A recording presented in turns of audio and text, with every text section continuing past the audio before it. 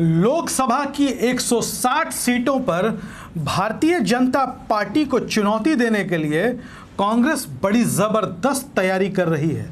जी हां, 2024 के लोकसभा चुनाव को लेकर कांग्रेस फुल एक्शन में है। कांग्रेस पार्टी में अलग अलग स्तर पर लोकसभा चुनाव की तैयारियां शुरू हो चुकी हैं। कांग्रेस पार्टी के तमाम मंच, मोर्चे, संगठन, प्रकोष्ठ सबको एक्टिव कर दिया गया है। मल्लिकार्जुन खड़गे कांग्रेस के जो नए राष्ट्रीय अध्यक्ष बने हैं, उन्होंने तमाम मोर्चों पर कांग्रेस के तमाम संगठनों को लगा दिया है। हर हाल में कैसे ज़्यादा से ज़्यादा सीटें लोकसभा में भारतीय जनता पार्टी या दूसरे दलों से छीननी है, इसकी पूरी तैयारी है। कैसे 160 लोकसभा सीटें जीतनी है। आपको बता दें कि इस देश में, हमारे देश में लोकसभा की 131 सीटें अनुसूचित जाति, अनुसूचित जनजाति के लिए आरक्षित है। इसके साथ ही आपको बता दें कि लेकिन जो प्रभाव है अनुसूचित जाति, अनुसूचित जनजाति वर्ग का, वो 160 लोकसभा सीटों पर है। और इन 160 लोकसभा के सीटों पर जहां पर अनुसूचित जाति, अनुसूचित जनजाति का असर है, बीजेपी ने पिछली बार बड़ी ज़बरदस्त जीत हासिल की थी। हम आपको आंकड़े बता देते हैं कि 2014 और 2019 के लोकसभा के चुनाव में SC/ST समाज ने बीजेपी को कितना वोट दिया था, फिर हम आगे की बात करते हैं।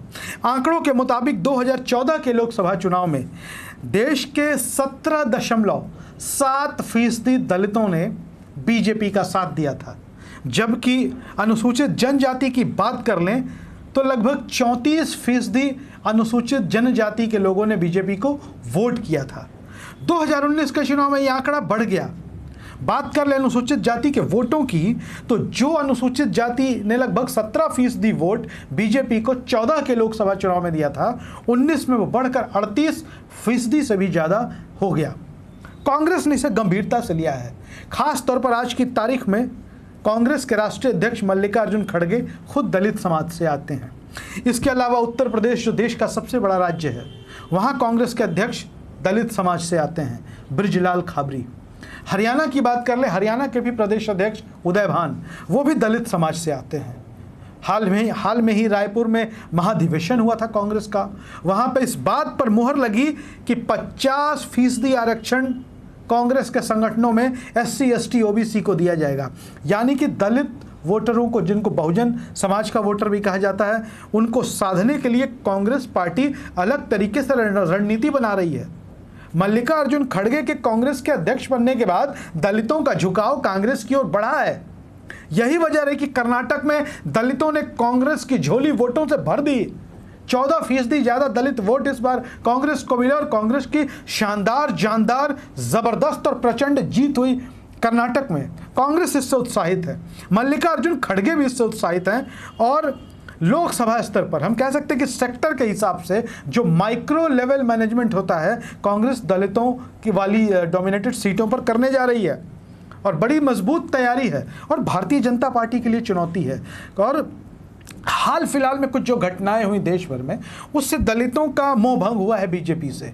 दलितों का मोह एक बार फिर से झुकाव, आकर्षण कांग्रेस की तरफ बढ़ा है और ऐसे में कांग्रेस पार्टी तैयारी भी कर रही है। तो कांग्रेस की उम्मीदें इन दलित वोटरों पर इस बार जाकर टिकी है। पिछले दिनों पंजाब में भी, पंजाब के CM चरणजीत सिंह चन्नी भी दलित सिख कम्युनिटी से आते हैं। इसका भी असर है लोगों में और कांग्रेस इसे भुनाने के मूड में है। यह अलग बात है कि कांग्रेस दोबारा पंजाब में सरकार नहीं बना सकी, वहाँ पर आम आदमी पार्टी की हवा में कांग्रेस उड़ गई, लेकिन चरणजीत सिंह चन्नी का CM बनना देश के दूसरे हिस्सों, खास करके हरियाणा, हिमाचल, पंजाब जैसे राज्यों में तो इसका असर तो दिखेगा ही।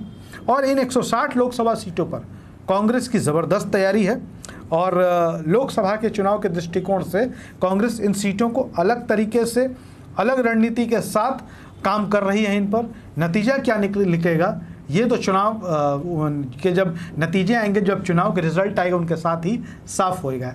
आप इसके बारे में क्या सोचते हैं कि क्या दलित वोट इस बार कांग्रेस को पहले की अपेक्षा बढ़कर मिले थे? क्योंकि एक और आंकड़ा हमारे पास है कि 131 जो अनुसूचित जाति, अनुसूचित जनजाति के लिए आरक्षित सीटें हैं, उनमें 131 में 77 सीटें बीजेपी जीतने में कामयाब हुई थी। इस बार क्या स्थिति रहेगी, आपको क्या लगता है? कमेंट बॉक्स में ज़रूर लिखिएगा। धन्यवाद।